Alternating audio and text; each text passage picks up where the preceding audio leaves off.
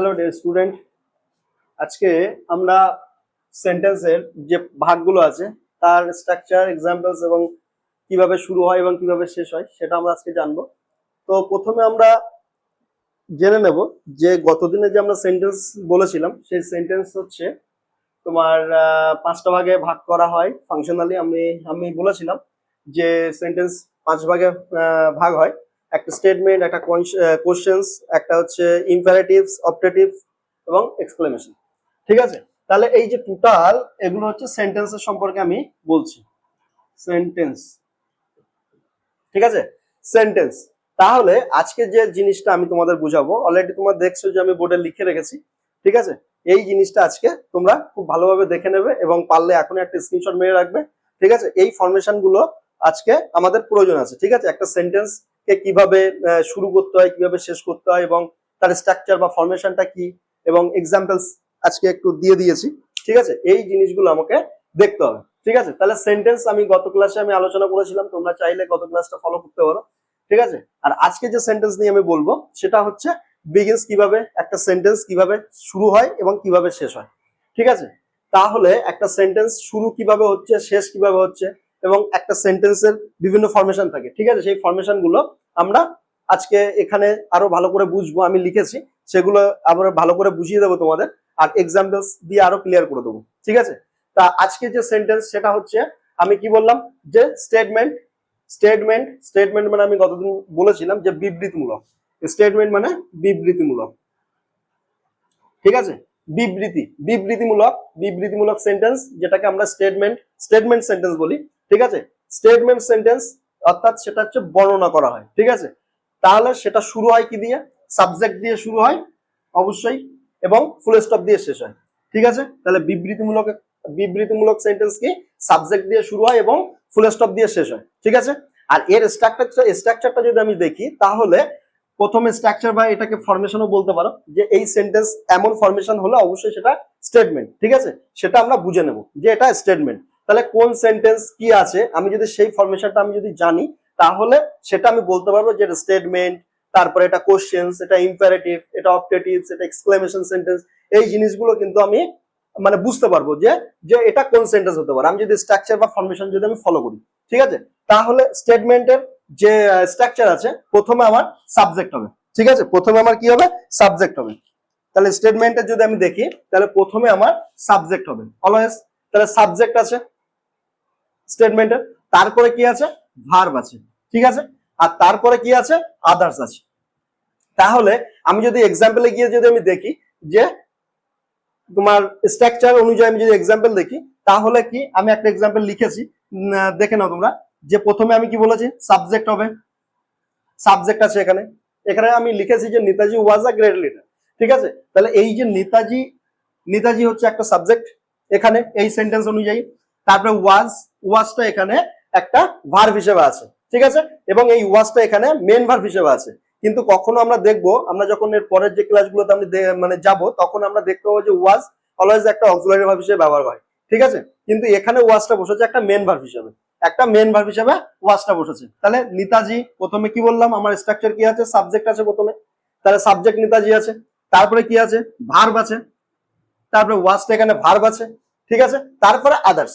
A great leader থেকে আমার টোটালটা হচ্ছে একটা, এটা আদার্স। তাহলে স্টেটমেন্ট সেন্টেন্স আমি কি বুঝলাম? যে প্রথমে শুরু হবে সাবজেক্ট দিয়ে, অবশ্যই সাবজেক্ট দিয়ে শুরু হতে হবে, আর ফুল স্টপ দিয়ে শেষ হবে।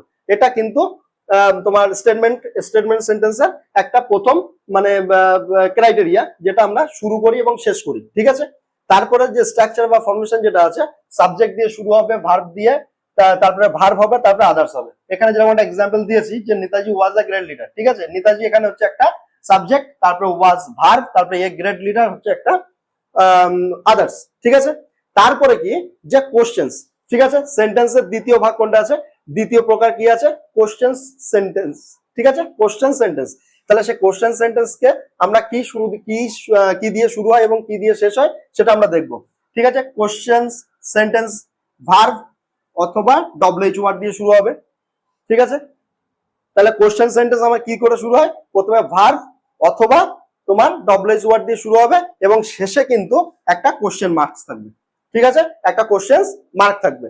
এটা হচ্ছে শুরু এবং শেষ।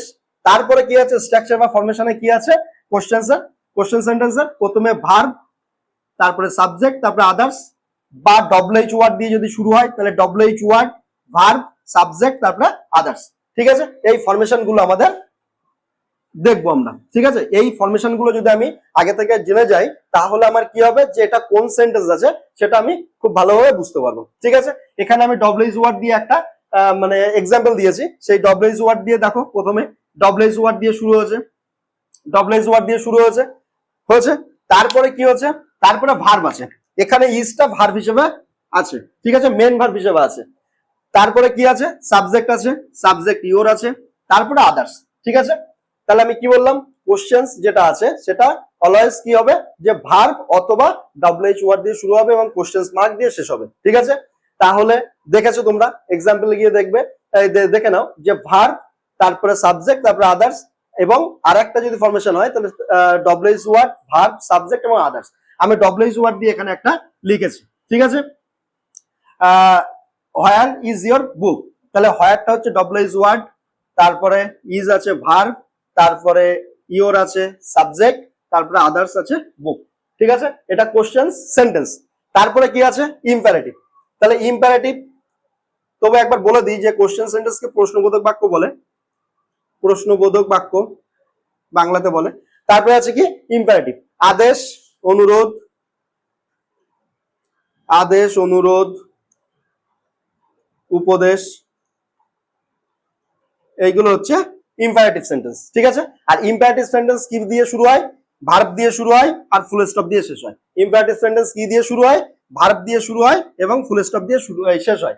এটা কিন্তু দেখতে হবে অবশ্যই, এগুলো আমাকে জানতে হবে যে বিগিনস কি দিয়ে শুরু, মানে একটা সেন্টেন্স কিভাবে শুরু হয় কিভাবে শেষ হয়, সেইগুলো আমরা একটু দেখে নিয়েছি। তারপরে কি, তারপরে স্ট্রাকচার বা ফরমেশন কি, ইম্পারেটিভ সেন্টেন্সের ফরমেশন হচ্ছে ভার্ব দিয়ে শুরু হবে এবং আদার্স দিয়ে শেষ হবে। ঠিক আছে, এখানে কোনো সাবজেক্ট থাকে না ইম্পারেটিভ সেন্টেন্সে। ঠিক আছে, এটা কেন থাকে না, এটা আমি নেক্সট ক্লাস যখন আমি আলোচনা করব সেন্টেন্স, তারপরে ক্লজ, ফ্রেজ নিয়ে যখন আমি আলোচনা করব তখন এই জিনিসগুলো আরো ভালো করে ক্লিয়ার হয়ে যাবে, কেন ইম্পারেটিভ সেন্টেন্সে সাবজেক্ট থাকে না। ঠিক আছে, এটা হলো তাহলে ভার্ব এবং আদার্স। তাহলে ভার্ব এবং আদার্স এইখানে যদি আমি দেখি তাহলে ইম্পারেটিভ সেন্টেন্সের স্ট্রাকচার হচ্ছে শুধু ভার্ব আর সঙ্গে আদার্স থাকবে। এখানে যেরকম গিভ, এক্সাম্পল গিয়ে দেখো যে গিভটা হচ্ছে ভার্ব, আর মি দি বুক আছে, এটা হচ্ছে আদার্স এর মধ্যে পড়ছে। ঠিক আছে, তারপরে কি আছে, অপটেটিভ সেন্টেন্স। অপটেটিভ সেন্টেন্স কি, আমাদের বাংলাতে যদি আমি বলি কামনা, বাসনা, আকাঙ্ক্ষা, এইসব জিনিসগুলো আছে। ঠিক আছে, এইসব জিনিসগুলো আছে। তাহলে এই যে অপটেটিভ সেন্টেন্স, এই যে কামনা বাসনা যেগুলো আছে, যেটা বাংলাতে আমি বললাম, এটা মে বা লেট দিয়ে শুরু হবে এবং ফুল স্টপ দিয়ে শেষ হবে। কি বললাম, যে মে বা লেট দিয়ে শুরু হবে এবং ফুল স্টপ দিয়ে শেষ হবে। আর এর স্ট্রাকচার বা ফরমেশন যদি যায় তাহলে দেখবা যে মে বা লেট দিয়ে শুরু হচ্ছে, প্লাস সাবজেক্ট আছে, প্লাস ভার্ব আছে, প্লাস আদার্স আছে। ঠিক আছে, কি কি আছে, মে বা লেট, সঙ্গে সাবজেক্ট আছে, ভার্ব আছে আর আদার্স আছে। এখানে দেখো এক্সাম্পলে মে আছে এখানে, তারপরে কি আছে, সাবজেক্ট আছে ফরমেশন অনুযায়ী, তারপরে কি আছে, ভার্ব আছে, তারপরে কি হচ্ছে, আদার্স আছে।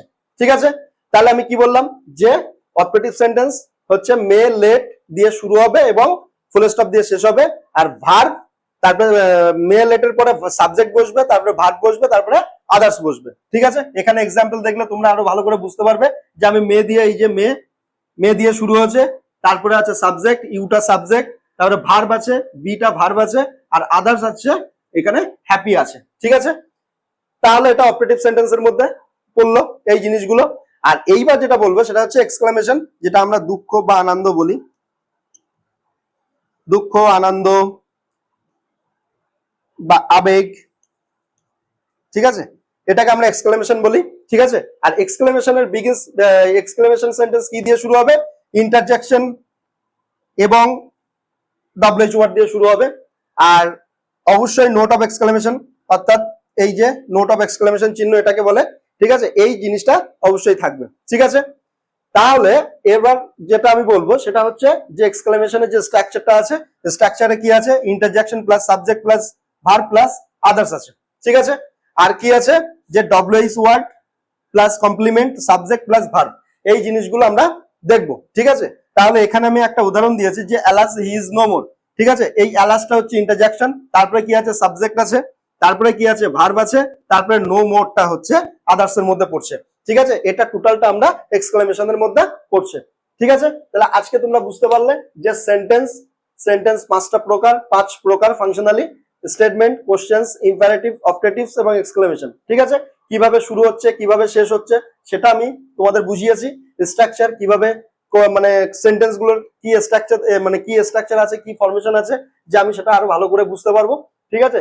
যে এই যে স্ট্রাকচার ওয়াইজ তোমার ফরমেশনটা যেটা আছে সেটা আমার এই সেন্টেন্সের মধ্যে পড়ছে। যদি তোমরা এটা ভালো করে দেখো, আর পারলে এখানে একটা স্ক্রিনশট নিয়ে রাখবে যে তোমাদের এই যে স্ট্রাকচারটা খুব ইম্পর্টেন্ট জিনিস, ঠিক আছে। এই সেন্টেন্স বুঝতে গেলে তাহলে এই স্ট্রাকচারে যদি তোমরা স্ট্রাকচারটা যদি ভালো করে দেখো তাহলে তোমরা অবশ্যই এইটা কোন সেন্টেন্সের মধ্যে পড়ছে, কোন সেন্টেন্সের মধ্যে পড়ছে সেটা তোমরা ভালো করে বুঝতে পারবে। আর এক্সাম্পল আমি দিয়েছি।